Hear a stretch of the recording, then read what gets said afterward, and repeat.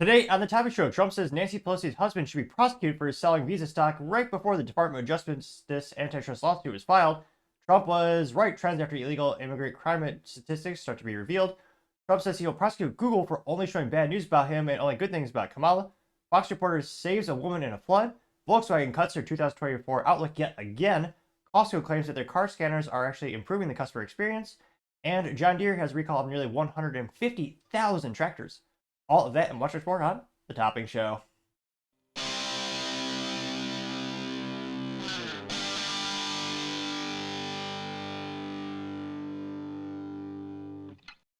Thank you everyone for taking the time to tune in today.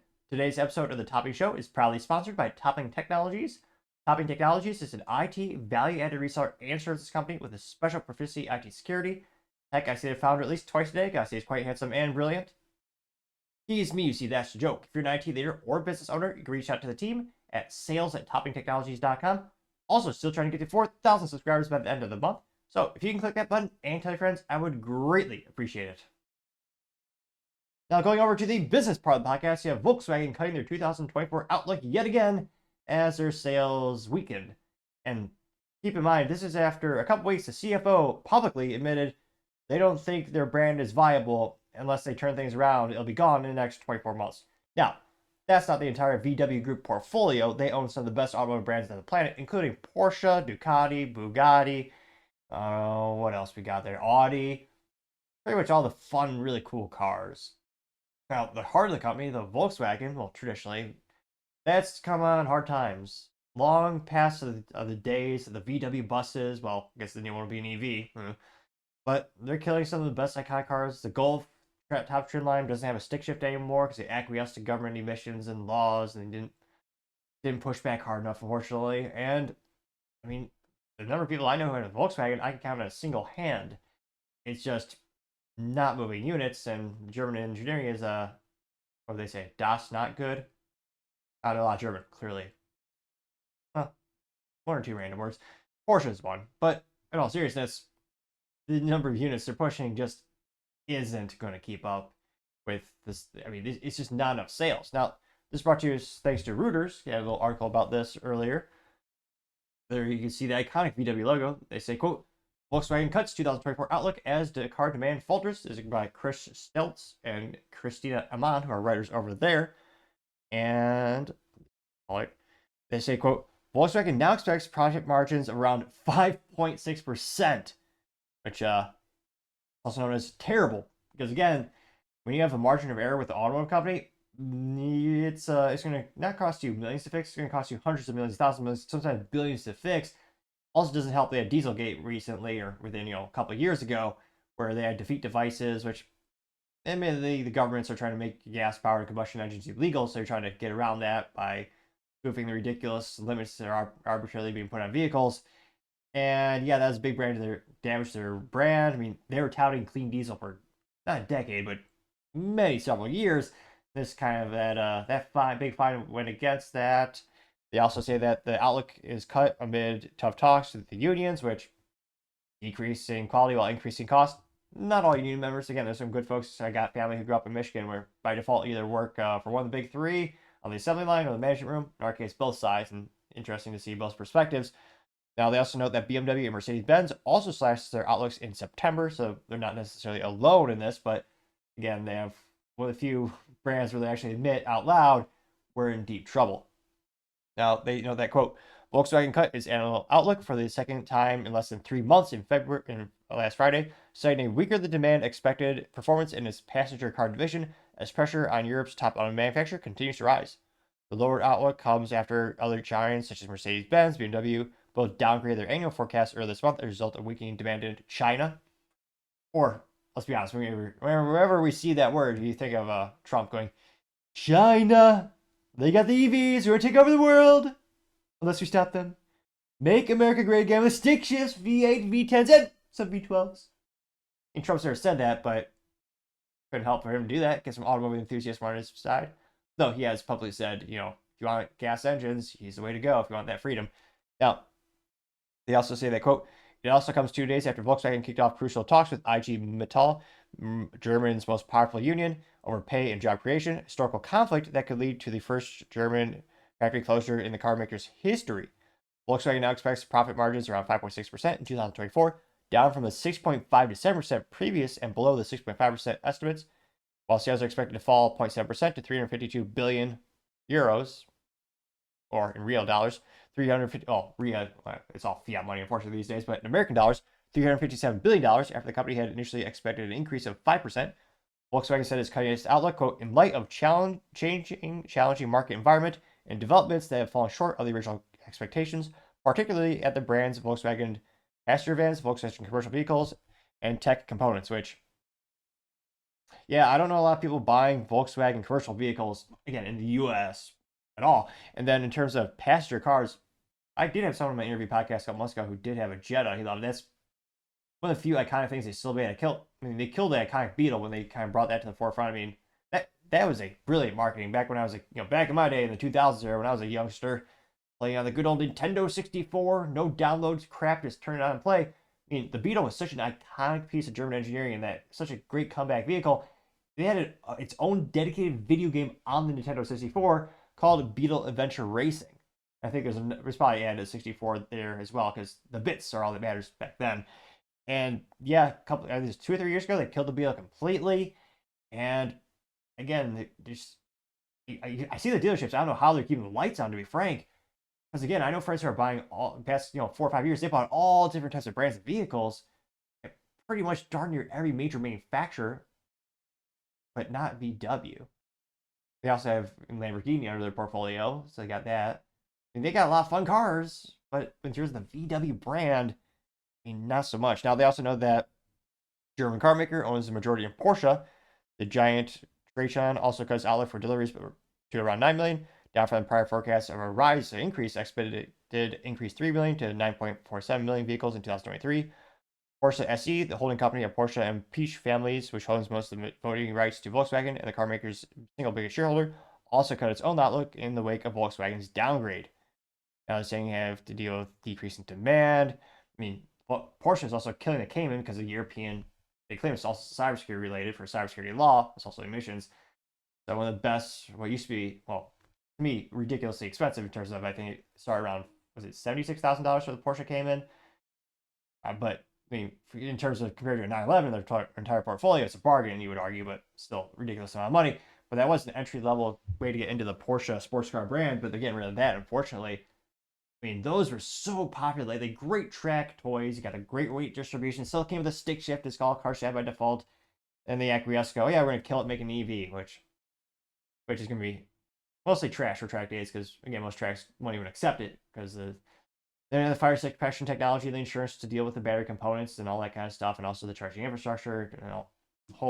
There are myriad of reasons why they don't make good track toys. They're more novelties right now. Granted, technology can change, but yeah, there's going to be more lost sales for Volkswagen, and I just don't.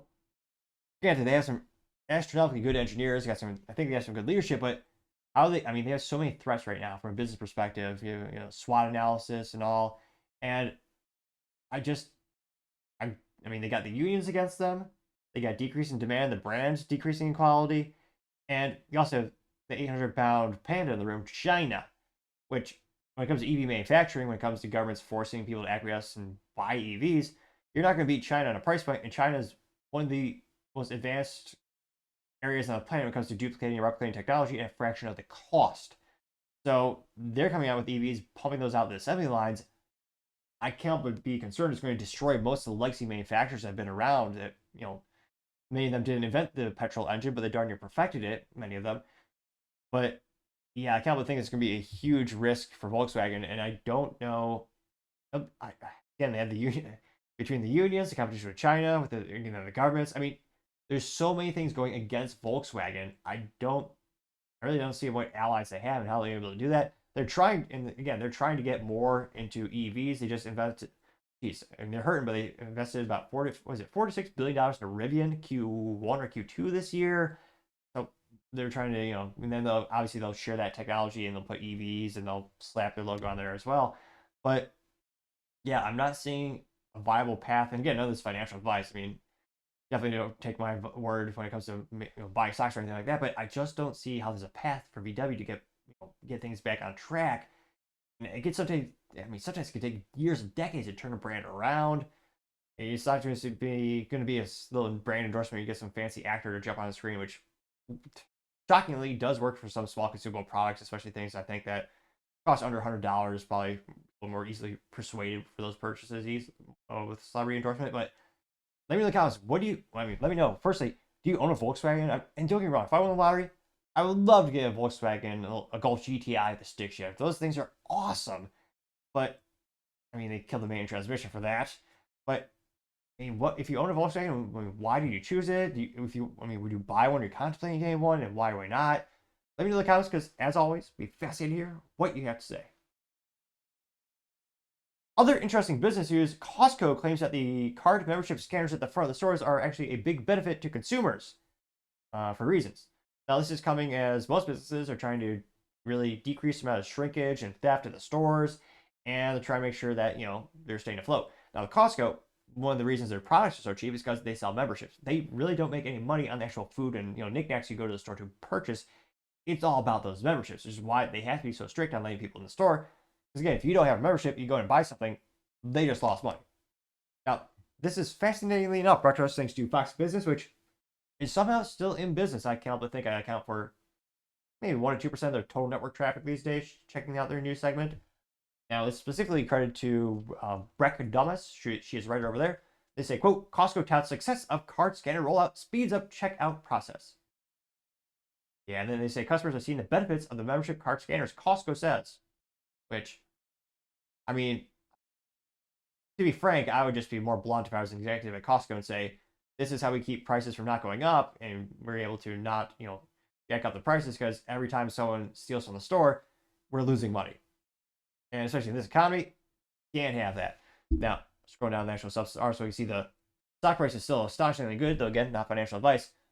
$900 per share. Granted, by the time this video is rendered and uploaded, they'll change. That's what the stock market does.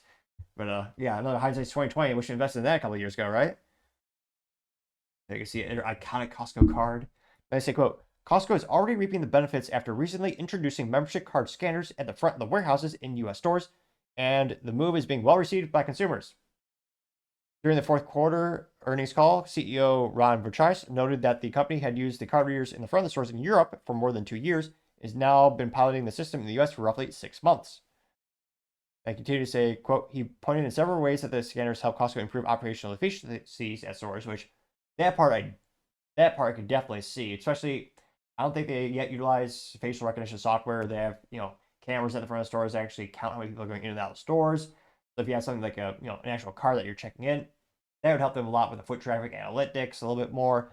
Now, he also says, quote, it gives our operations real-time traffic counts throughout the day, so we're able to adjust the front-end lines, and we're able to open and close lines based on the fluctuations of business, which, again, makes sense. You're able to, more data you have, the better. You're able to kind of plan, hey, if you see X amount of people are going to the store on a Thursday or Friday, what have you, you need to have extra employees on site to help facilitate the checkout processes more quickly and convenient for the consumers. So, again, that makes sense. That is an upside, but it is funny how they frame some of this other stuff. It says, quote, we can also monitor our fresh foods a little bit better because we know what traffic counts look like and so forth. And it's also been taking the friction of membership verifications away from the front end registers and move it to the front door where people are able to look at people's member status, which, again, you're still having the same action, but you're just moving it. So, I mean, the time to check the card is still the same. You're just moving it from when you first get to the cash register versus getting to the store. It's still the same amount of time. I think we'll see how the analytics come out in terms of maybe this will help contribute to the sales increase or decrease or what have you. But it would seem as if you're just moving the bottleneck and creating a new one. You're not actually getting rid of it. I mean, if you want to actually eliminate this completely, it'd be creepy. And I don't think the consumers, especially the United States, from a privacy concern, I don't think they would accept it. But if you wanted to actually increase it rapidly, you would just have facial recognition software. So the second you walk into the store, they know you're a member already. That would be you eliminating that whole process and that manual labor in terms of having the card scanned and having the person take it out of their wallet. When you remove that completely, that would save time and also help them with all the statistics that they want, and also decrease be a little awkward. You have all the robots say, "Oh yeah," they point at you and go, "Not one of us," or something like that. Maybe you probably asked to kind of step aside, what have you. Maybe you had a zit on your face or something. But that I think would be a better, or a technically better solution. I don't know, culturally be accepted. Now, they say that, quote, the Costco chief also added the scanners would allow customers to be notified if their membership renewals are due before they reach the end of the store, which, I mean, who cares? I mean, the amount of people who renew, I'm pretty sure, is so ridiculously high in terms of customer retention. I don't think they're going to get the store, get the checkout and go, "Oh yeah, do you want to renew?" They're going to be upset. I mean, I'm pretty sure they're already there for the products. They see the value. I can't help but think that kind of a moot point. Now, they also say that, quote, and the membership card scanners installed at the front doors deliver the goal of speeding up the checkout process. They've been very received by many customers. Maybe. The CEO also said that the members are, quote, very excited about being able to check inventory through the new warehouse inventory tool that Costco recently rolled out at some customers via the mobile app. Which, yeah, that could help, I guess, if you had more interactive map to find specifically where it's at the store. I know their competitors have done that throughout the years. Let's see here. But yeah, they're claiming it's going to be more convenient and great. It's awesome. And yet, when I look at the comments, not granted, this is just a small snippet of data, but the comments are not so great. Now, scrolling down to the comments here, there you can see the iconic Kirkland signature deli, a couple of other aisles there. One of the first ones coming is from ZZ Pug saying, quote, last weekend, the line out the door at the Costco and check out our receipts was so long it blocked all the registers. A slight pause at the front entrance showing your card isn't the problem. It's mainly the bottleneck created by having membership returns and amid the exit in the same area. Got 50 upvotes, which, yeah, I forget. Yeah, when I anecdotally, again, small sample size, but when I go to Costco, I do see there are a lot of people in returns, and usually that line is all the way out the store. Now, you also have Robert saying, quote, whatever, open more registers so the line doesn't count 10 cards deep. Our store has 8 registers, rarely more than 1 open, or 2 open. Getting 18 likes, which, yeah, it's been an issue. That seems to be an issue in retail as long as I can remember. You see the register there. They have the components. They have the infrastructure. They have the technology. They just don't have the labor to fulfill it, or they're on break. They also have majority saying, quote, as a regular Costco shopper, I can say that the card check machine is neither a big deal nor a bad deal. I can't imagine anyone being excited about it, getting 29 upvotes, which, yeah, it is kind of funny because I don't think any customer is exuberant or happy about this. Some might be mildly annoyed or moderately interested, but it's like, kind of like when Microsoft has a pop-up on your screen that says, on a scale of 1 to 10, how much would you recommend this OS to a friend? It's like, unless you're an IT geek or like nerd like me, like you don't talk OSs or operating systems to people. Those conversations don't pop up, Microsoft. We need you to understand. Now, other top comments coming from Jerry said, quote, while I'm not excited about the increase in membership fee, Costco is in a fiscal position where it's completely unnecessary to raise the fee. Excuse me. Sorry about that, a little cold something this week. But, yeah, I don't know about that. I think they do it historically it's been every couple of years, and you use the inflation calculator, they kind of had to. I actually did a whole article earlier this year saying how they should increase the membership fee even more, because even when they increased, I think it was $5 to $10, depending on the membership level, it still wasn't keeping up with inflation. They were still behind, even with the small increase they had done. Now you also have, let me see here, Brian 4K saying, want to make a better shopping experience, don't close 80% of the checkout lines. Gain 25 likes. Let's see. Chris Carnell says, shoppers are not very excited. Good grief. It's amazing how companies always try to convince you that they do something to help you, even though it clearly helps them. I've never seen, quote, for your convenience, we've added service fee. LOL. I got 11 upvotes, which, yeah, I want to say I called it, but, yeah. We'll do one more. The real Kaiser says, quote, I don't know how much the membership is, but the summer trip we got $761 back. Costco is great for our family. Prime ribeyes at Costco are really good and reasonably priced, getting 8 upvotes. Which, yeah, looks like someone else commented that you can get that money back. You're overcharged. They made a refund. Contrarian statement. Raphael, or another contrarian statement. Calviano says, I like Sam's Scan and Go, getting 12 likes, which is the major competitors to Sam's Club, which of course is part of the Walmart portfolio. So yeah, again, Costco historically does great. I mean, they have one of the best values in terms of all the products you can buy in there. And shoot, especially if you have a family, it is a phenomenal thing to kind of you from a shopping experience. But yeah, I wonder what will they really do to actually eliminate the bottlenecks. And again, most of the feedback we got is open up more registers. Now, granted, that does cost a lot of money. Oh, the cost of the registers in terms of the actual infrastructure is basically nothing. As like the comment said, it's already there. But the human capital, the cost of the people that actually run registers, that is what really adds up, especially in the aggregate. So I wonder. I'm sure they also have seasonality when you have holidays like Thanksgiving, Christmas. They probably do increase it because they know that's going to be even more than unusual demand. But I wonder what it would take to actually open up a couple more registers permanently to have someone standing there full time to help assist clients. I think in terms of all the feedback, granted it's a small sample size, I think Costco should probably focus on stuff like that as opposed to moving this card check-in. But let me know in the comments because as always, I'd be fascinated to hear what you have to say. Now, going over to the cultural part of the podcast, you have Laura Loomer retweeting for Donald Trump, saying that he wants to prosecute Google, saying it only shows bad stories about him and positive things about Kamala Harris. Now, this comes with thanks to the good old X Twitter, which Laura Loomer is reposting for Donald, who, again, Trump usually has most of the exclusivity posting directly to Truth Social. Then he has all of his followers, they'd be able to repost on the X Twitter. Now, Trump says, quote, "It has been determined that Google has illegally used a system of only revealing and displaying bad stories about Donald J. Trump, some made up for this purpose, while at the same time only revealing good stories about Comrade Kamala Harris. This is an illegal activity, and hopefully the Justice Department will criminally prosecute them for this blatant interference in elections. If not, it is subject to the laws of our country. I'll request that their prosecution at the maximum levels when I win the election and become president of the United States." Unquote. Now, Laura Loomer responded saying, quote, "President Trump says he will request the prosecution of Google at, quote, the maximum levels when he wins the election and becomes president of the United States." And didn't go as quite as far as I thought. Got 106,000 views and 8.9 thousand likes. Now, the odds of him actually winning against Google when they have they have pretty much unlimited money and resource allocation. And again, he's going to have to prove, I'm not sure how much of a burden it would be to actually prove that. I mean, I just Googled really quick and I just Googled Donald Trump.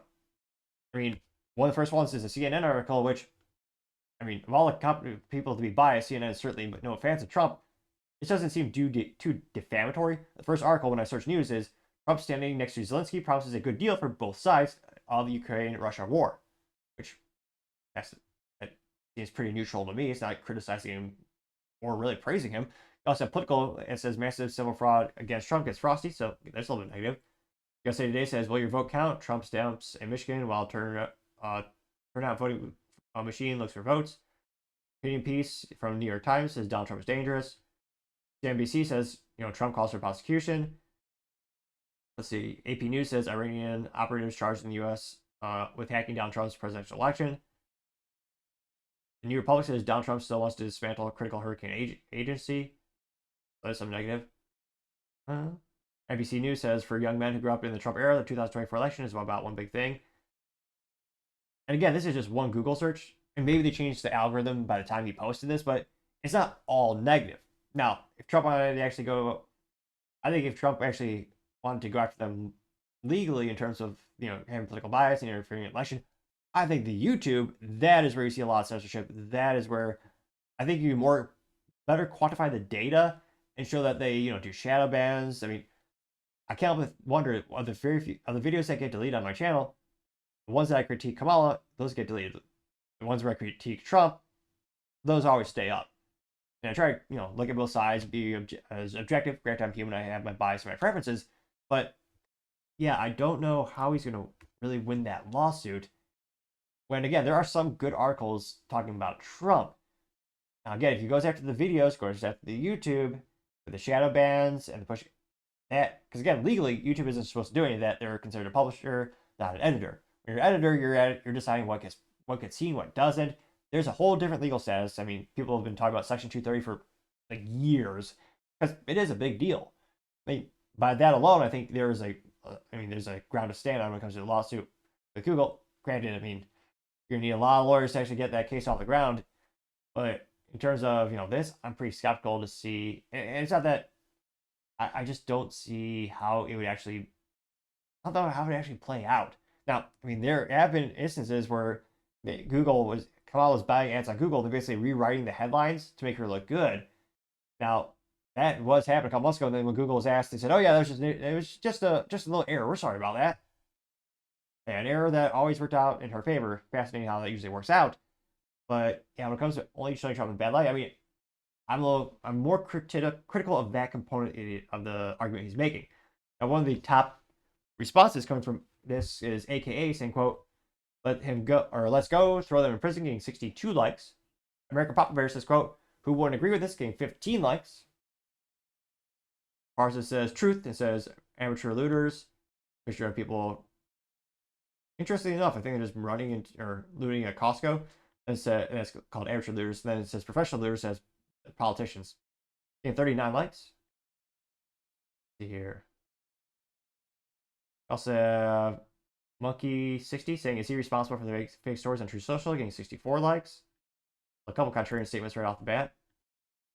One by the name of Donald Trump Jr. Satire, interesting profile name, says Donald Trump's America, and his picture of Trump with American flag saying America first. And his picture of Kamala Harris, Nancy Pelosi, and Zelensky says America last, and they're holding, of course, the Ukrainian flag, getting 9 likes. Thomas says, quote, "Suppression of specific information in one favor of the other is election interference," getting 10 likes. Jeff says, "Too bad the maximum levels of government authority are comprised entirely of corrupt and blackmailed pedos. The criminals will not prosecute themselves," getting 7 likes. Yeah. Let's see here. If there's any, well, let's top comments here. Not too many. Marie says, "Any law enforcement, anyone want to prosecute criminals," getting 2 likes. Anku says, "Grok is better search engine than Google, but F yeah, get Mr. President," getting 2 likes. Which, Grok or Grok, I forget how to pronounce it, but the AI that, X Twitter has, it's pretty good, but it's not as accurate as Google. Google has such an overwhelming volume of data. It really is comparing apples to oranges. I remember I used the Grok and I asked them, how many satellites does does SpaceX have right now? And it gave me a number, I believe it was like about 4,800 or something like that. It did tell me, as of this date. Then I had a friend standing next to me. He was using the Google AI, and he actually gave the up-to-date correct answer was around 6,000 satellites, and it noted the updated reference point. So, and again, that was anecdotal. We just did that a couple of times. It's a very small sample size, but in that sample size, I mean, Google's AI was so much more advanced. Now, scrolling down more and more, you have Justice saying, quote, "Lawfare against group because they didn't support him," getting 8 likes. Here, and it's also interesting to see the top political donor in terms of people who work at the company. It is Google employees donating to Kamala, followed by Microsoft and pretty much every big tech company. Again, those are donations from people who work at those companies, not those companies themselves, which again, some of them do political donations as well. Going down more and more. Loomer Fan Club says, "Not if we win," getting 1 like.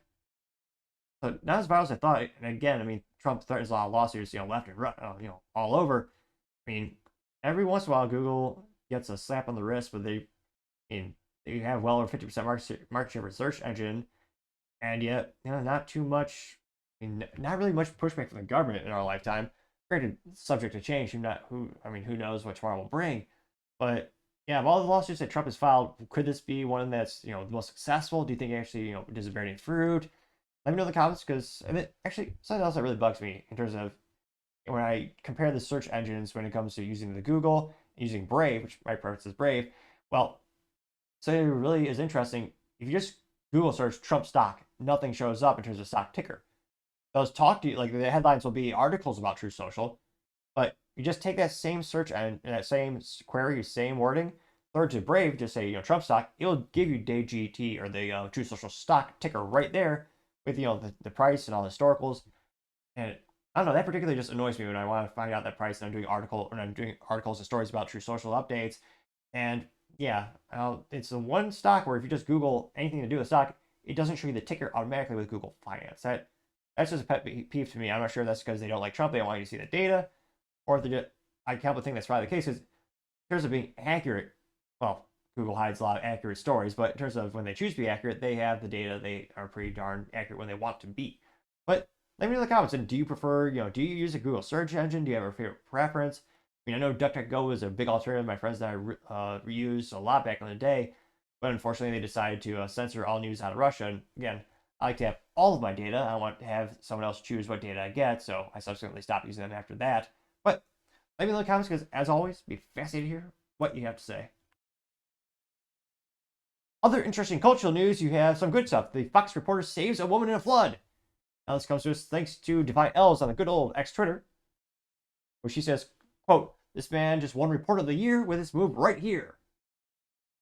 Some happy, good cultural news. It's about a minute long and definitely worth it.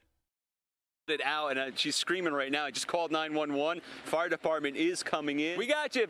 911, they're coming. You're good. You're good. Oh man, it's a situation. We will get back to you in a little bit. I'm gonna go see if I can help this lady out a little bit more, you guys. I'll be back. Yeah. Moments ago, Fox Weather's Bob Van Dillen saved a woman trapped in a car. Look at that. He's saving her. He called 911 for her. Bob is going to join us coming up. That guy is a hero. Wow. So I just said, you know what? So if you can't see the video, we're just tuning in on Apple Podcasts or Spotify or one of the also streaming platforms. A gentleman walked into shoulder-high water. So she was in a car, looks like in the middle of a flooded street. It was all the way up to there's probably about 6 inches between the top of the gap of the window, the top of the door frame. And yeah, he just went out there. I realize I'm with you guys. I'm on the air, but I can't let it go. So I just, I dropped everything and I took my wallet out of my pants and I went in there, waded in about chest deep. And the water's actually rising and getting up into the car itself. So I told her, okay, undo your seatbelt. And she undid her seatbelt. And I said, let me have your phone, let me have your bags, and then put on my back. And then we walked in. So she's short. She's probably about this tall. So I put her on my back and just brought in. She's fine. She was in shock. She was cold, shivering. So I gave her one of my shirts. And she was in our car just warming up. About 10 minutes later, the fire department came, saw that we were okay, and they went on to the next rescue, wherever they're going. There you go. Good man. Went viral appropriately enough. Got 3.4 million views and 99,000 likes. Hello. Can we make it 100? Again, Elon, I'm not sure if they think it's a bug or a feature. Kind of a joke in IT. But yeah, usually the video just resets if you just finish it and scroll over it again. Granted, this one's so good, I probably could watch it again. But yeah, some good heartfelt news. Went pretty viral. One of the top comments comes from Planet of Memes, though they didn't respond in meme form. Nevertheless, says good for him getting 80 likes. You have Paul Zupa saying Hero of the Year getting 77 likes. He says, I was watching that live when he did that. Outstanding. She could have drowned, getting 2.2 thousand likes. Mike Stahl says he did the right thing, so may pretend that they are part of the world while filming stuff and they don't help. Getting 1.4 thousand likes. JT says, meanwhile, the family or the cameraman. And yeah, I forget the GIF of the. He's not like a football player and he's smart. He used that meme to GIF to get endorsements. The little young black boy holding the we call it little coffee thing or a little soda. This guy looking kind of curious. Getting 1.3 thousand likes. MGM says Fox News needs to promote him and give him a bonus for this hero, getting 366 likes. Here's the thing says this is a real man right here. Bravo, getting 408 likes. Kamala Ding Dong, interesting name, says, quote, this is the male instinct. Odd that it seems exceptional in today's world, but sadly many people are more interested in going live and posting it to social media than they are helping someone in danger. Glad this man went to his instincts, getting 369. Let's make it 370 likes. Or 79, 8 likes. Wow, jumped right before our eyes. Which, yeah, men of grit and character are becoming more rare these days in the United States. It doesn't help that you also are punished for doing the right thing in many places by the court systems, whether it be defending others or, it's not good times in the United States. Someone by the name of Swifties for Trump saying, quote, single-handedly saving flood victims and the reputation of news reporters. 360, 370, let's make it 377 likes. Here. The Judgmental Dog says, quote, there's still such thing as real men out there. It's refreshing to see, getting 480 likes. James says MSNBC and ABC would never getting 208 likes, which I don't know about that. I mean, in most companies, there are some good people that work there. I'd like to think that they would probably do the right thing and step up as well. But yeah, overwhelming positive support. And let me know in the comments. I mean, statistically speaking, happy, good stories usually get less clicks, less likes. And I actually did that experiment on LinkedIn and it is less interesting for more people, unfortunately. But I prefer covering it from time to time. Let me know if that's something you'd like to see more consistently. And let me know in the comments because, as always, it'd be fascinating to hear what you have to say. Now, going over to the political part of the podcast, you have Trump was very trending after statistics on illegals who had previously committed crimes and then entered the United States go viral. Now, this comes to us thanks to End Wokeness, saying, quote, Trump in 2015 on illegal aliens.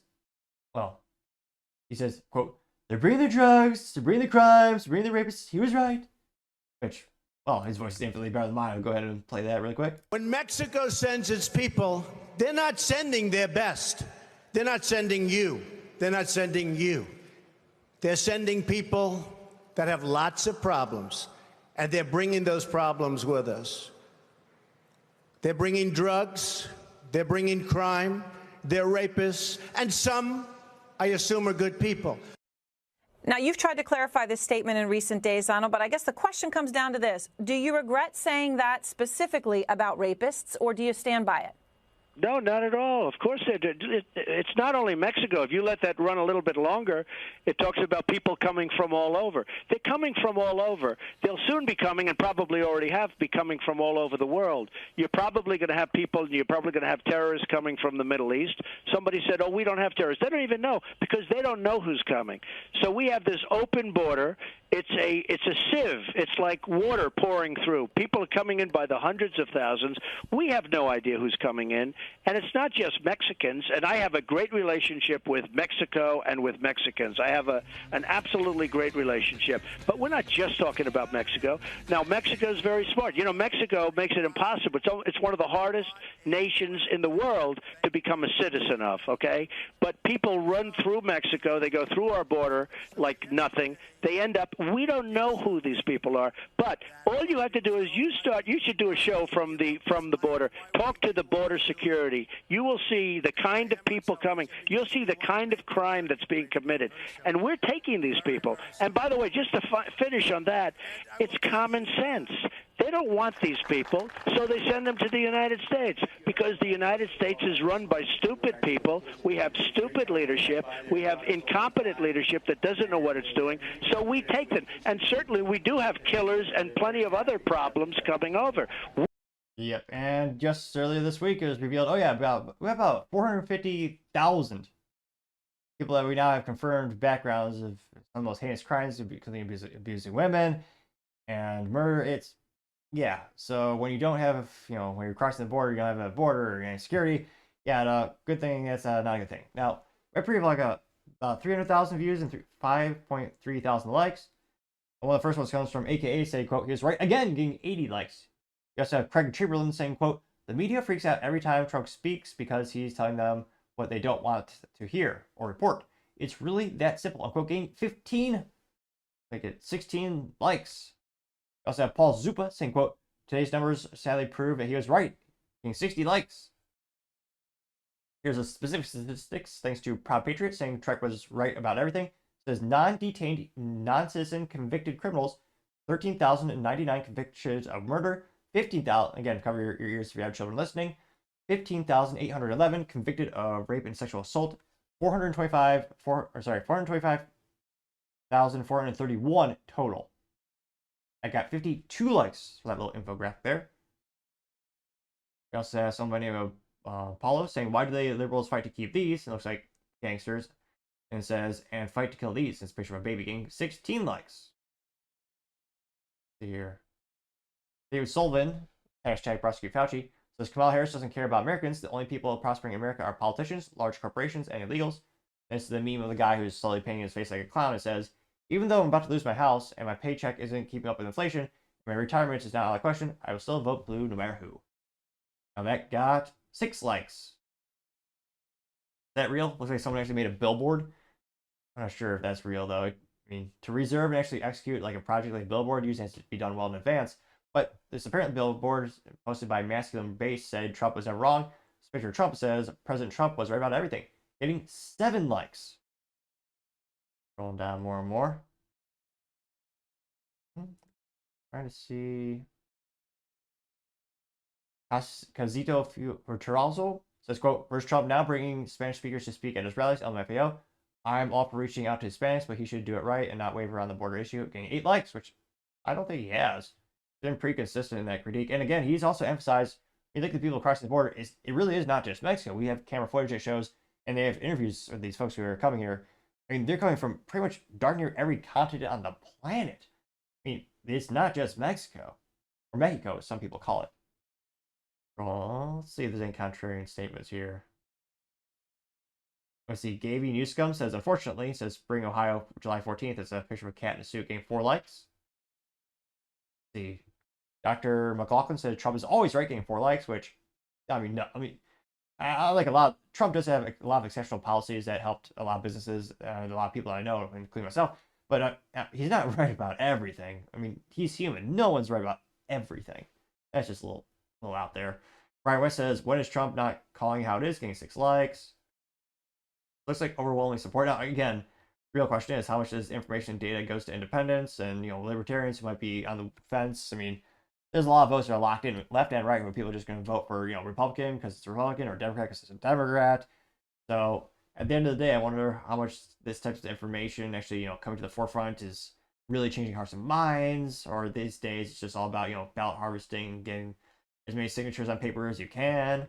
But let me know in the comments. I mean, border is one of the top issues people talk about when they're polled on, what is the most important political issue you have. Let me know in the comments because, as always, be fascinated to hear what you have to say.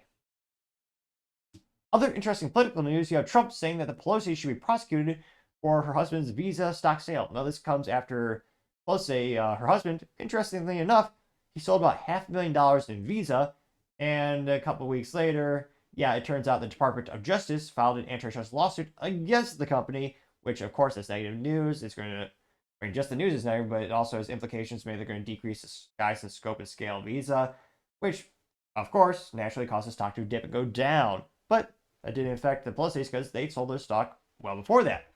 Now, this comes thanks to the New York Post, specifically Victoria Nava, who's right over there, which they say, quote, Trump calls for Nancy Pelosi to be prosecuted over her husband's $500,000 Visa stock trade.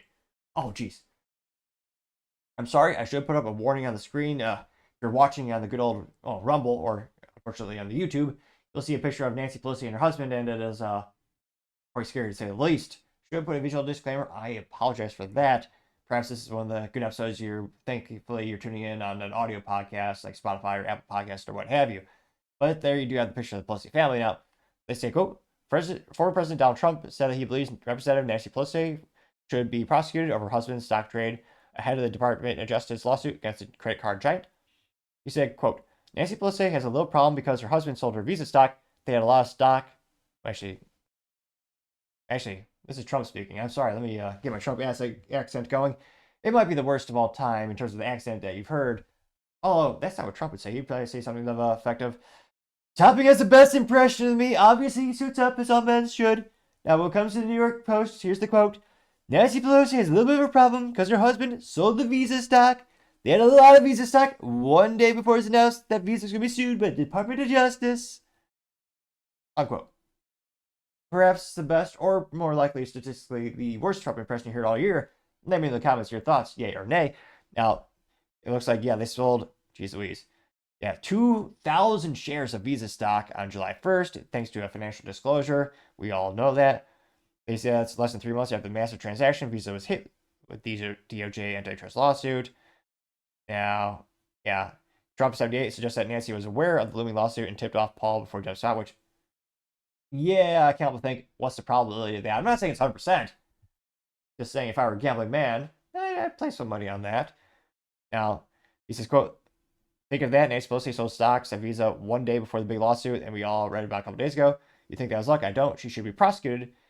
Nancy Pelosi should be prosecuted for that, which, she should, but there's no law against it right now.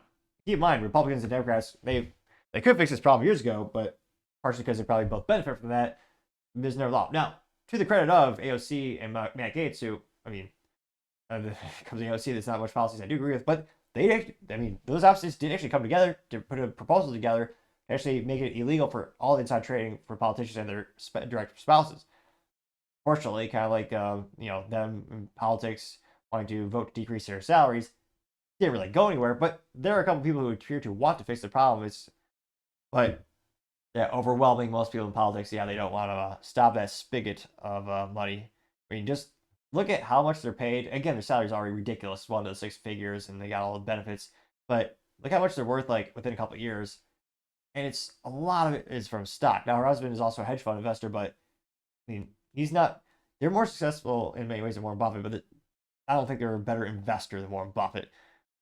Now they also say that a spokesperson for the Pelosi's did not immediately respond for comment, and of course, as soon as the DOJ antitrust lawsuit was announced, shares of Visa, they crashed 5.5%. Ouch. That hurt a lot of the investors. Again, none of this is financial advice. Although, shoot, I wish I invested years ago. Just copy what Pelosi does. Which there's a whole subreddit, a whole group of people who actually just copy her stock sales because, again, historically speaking, it's been a pretty lucrative thing to do. Now, let's see here. Pelosi's or spokesperson for Nancy did say that, I love how they say Nancy, Speaker Pelosi, or quote, Speaker Pelosi does not own any stocks and she has no prior knowledge or subsequent involvement in any transactions. Yeah, we know, because it is technically illegal for the individual representative government employee. They don't have the stocks. That's true.